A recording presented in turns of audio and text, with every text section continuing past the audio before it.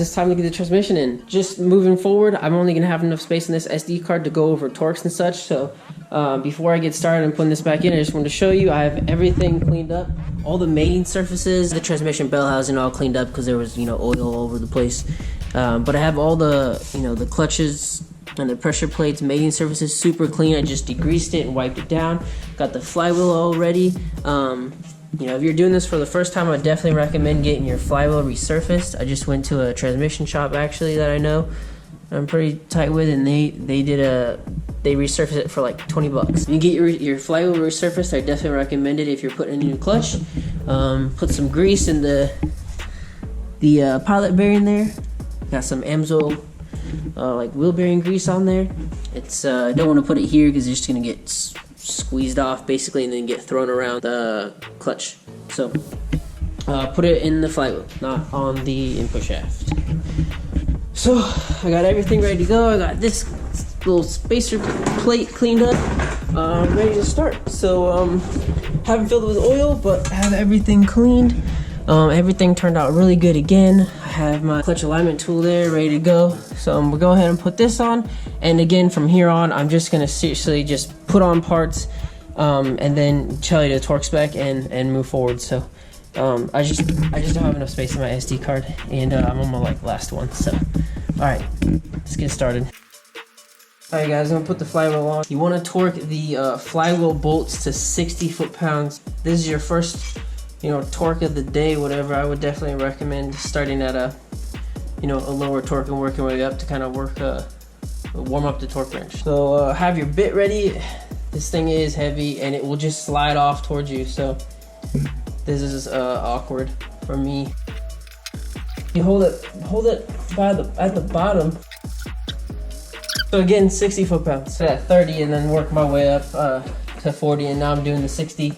So I'm just gonna say, number one, make sure that bit is all the way in there. This thing looks so dinky and not very strong. These bolts look strong, but anyways, get the bit all the way in there. I would hate to break it like this far through. And doing like a crisscross pattern. God damn, 60 is a lot. Yeah, I'm doing a crisscross pattern. I think there's 8 bolts here, so it's just like 8 lug truck. Okay, so I got my gloves all over the flywheel. This is the last time we're gonna see the flywheel, so I would just recommend cleaning the surface one more time. I'm just using some simple green. Like I said, I'm just using some simple green. I'm just cleaning the mating surface one last time before we put it away for a long time, hopefully this time. So it's definitely still dirty. Doesn't hurt to clean it one more time. All right, time to mount up this beauty. Oh my gosh, I love this clutch. This is my favorite clutch I've ever put in a car, just because it's so much different than the last one.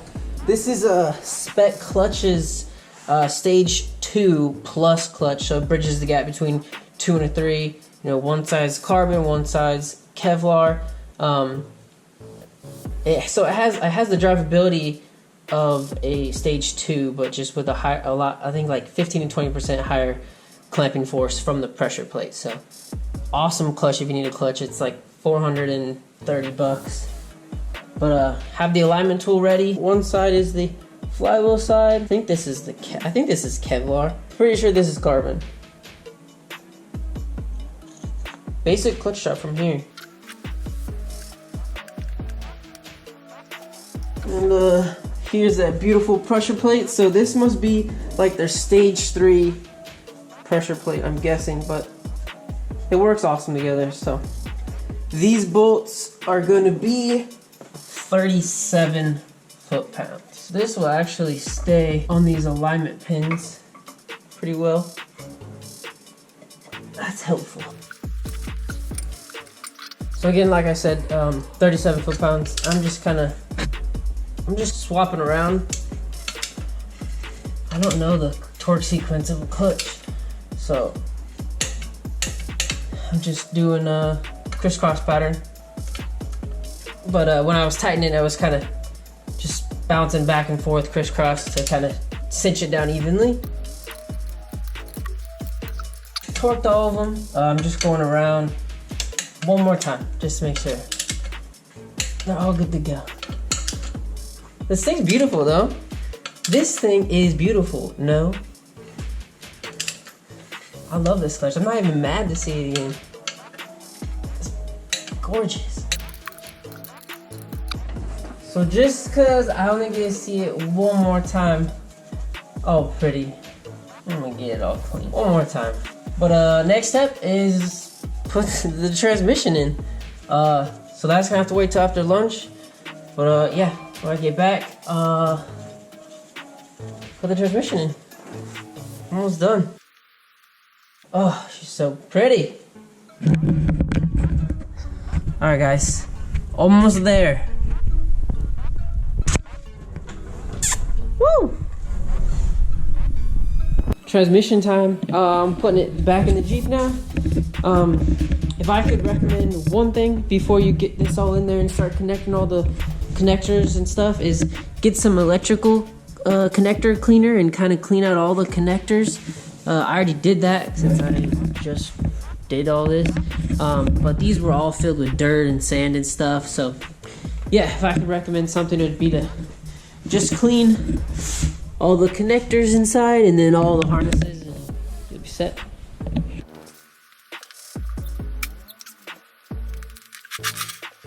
Transmission is under the Jeep. Before you start, I'd recommend leaving it in neutral, so you can turn the input shaft at the back of the transfer case to get it lined up with the clutch disc. But I wanted to go over with you, while the transmission is low enough to where you can see everything, I wanted to go over the torques real quick. So these top 4 bolts, so 1, 2, 3, 4, the 4 most top bolts are going to be 30 foot-pounds. These side ones, so on this one and on the other side, I think it's below the starter. Yep. So right below the starter is gonna also be 50, and then these bottom bolts are gonna be 40 foot-pounds, and they're all 50mm bolts. So 30. Oh shit! You can see it from the front here. So 30, these 4, 50. These 2, and 40 on these 4. Beautifully suspended. I just want to point out that I think this is the true kind of center line with the transmission. If you're taking it out with the transfer case, it's kind of right under the shifter. So there's nothing here really. This is just a empty shell. I think the true weight is probably that transfer case in the middle of the transmission here. So if you can, kind of center the shifter on your transmission jack. Really mount it and made it to the engine. Just go ahead and remember to kind of match the same angle that the engine's sitting. So with this one, the engine's just way slanted back. So I have the transmission slanted as much as possible right now. Perfect. I just kind of wanted to point out, while you're lifting the transmission, you just want to keep, making clear of anything on the engine block, because there's that little bracket that I showed in the beginning, kind of gets in the way, so you have to kind of move that up out of the way when you're pushing the transmission towards the engine. So I'll show you kind of what I'm talking about. I'm sorry, my last light just fell and broke, so I'm using an old school one that's attached to the battery. It's not super bright. Right up here, this bracket. There's a bracket under here that holds the fuel lines back to the fuel tank. You can kind of see the lip right there, but it totally gets in the way.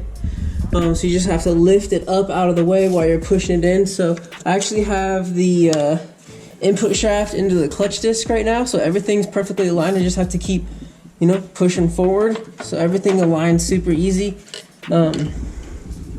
I just kind of wanted to show you that if you do get hung up on something, it's probably this up here. And you just gotta kind of lift it up and push out of the way. All good, no big deal. These transmission crossmember mounts or brackets, they're so perfect for you to put your feet on to pull the transmission towards you. You straddle the transmission like this with your feet, on the transmission crossmember brackets, and you can just pull the transmission and kind of wiggle it counterclockwise as you need. But so I have it all the way mounted, or I have it all the way up against the engine block now. So as soon as you can, just try to get these bolts in there. I got this other side in.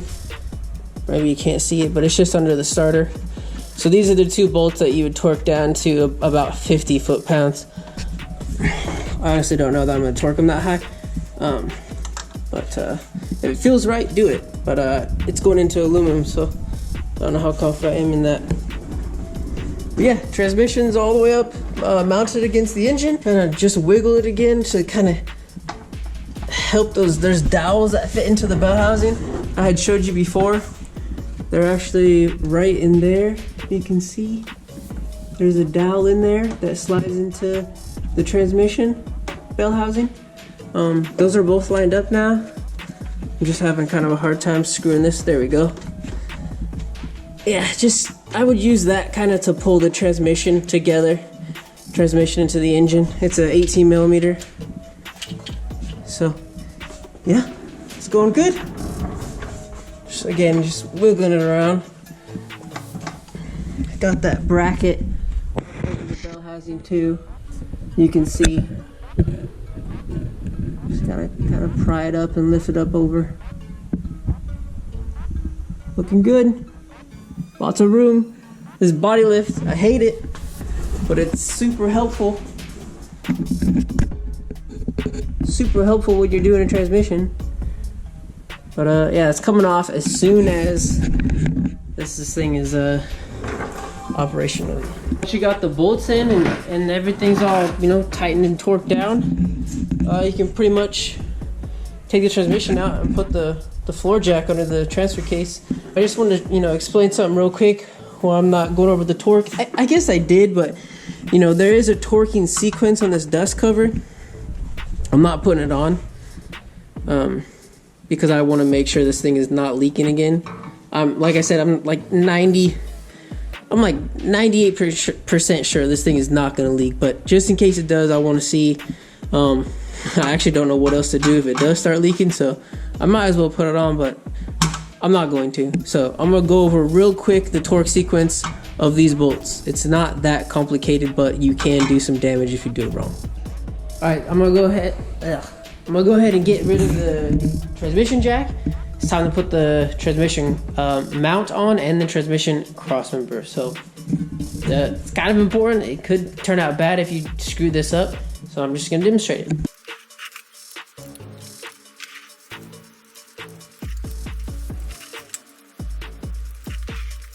I'm getting the transfer case linkage all hooked up and all the wires on top of the transmission hooked up, and I just wanted to show you something important. Might be common sense, but common sense isn't too common. So this is a slave cylinder, and it's very important you actually get it inside of that clutch fork.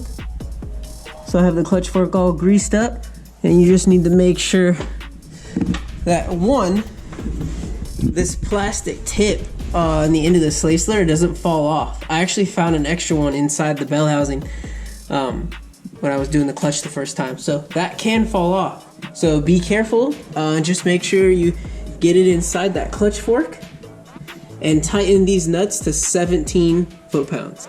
I feel like I'm kind of losing it right now, but I'm almost certain exhaust goes on next, because I can't get the crossmember on or anything without doing the exhaust first. So I can, but then I can't get the exhaust on. So exhaust is on next. I'm just gonna try to get this up over the transmission crossmember brackets. Nope.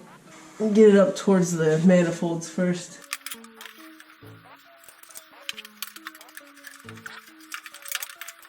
God damn, dude. The fuck? There we go. Transmission mount. So there's an angle to this, but basically the engraved numbers and stuff go on the front side. You want to torque the 16 millimeter bolts to 35 foot-pounds. All right, next up, transmission crossmember. So these are going to bolt to the transmission mount. another some more 16mm bolts. They will be again 35 foot-pounds, and then the longer bolts out here on the brackets will be 90 foot-pounds. So I just lowered the transmission enough to where, you know, it's not hitting the exhaust, so there's some clearance there. I don't want any weight in the exhaust, obviously. So that'll allow me to get the cross member up here and get the nuts on the transmission mount, and then I can start lifting the transmission up with the floor jack and assist the cross member up into the brackets with a rubber mallet.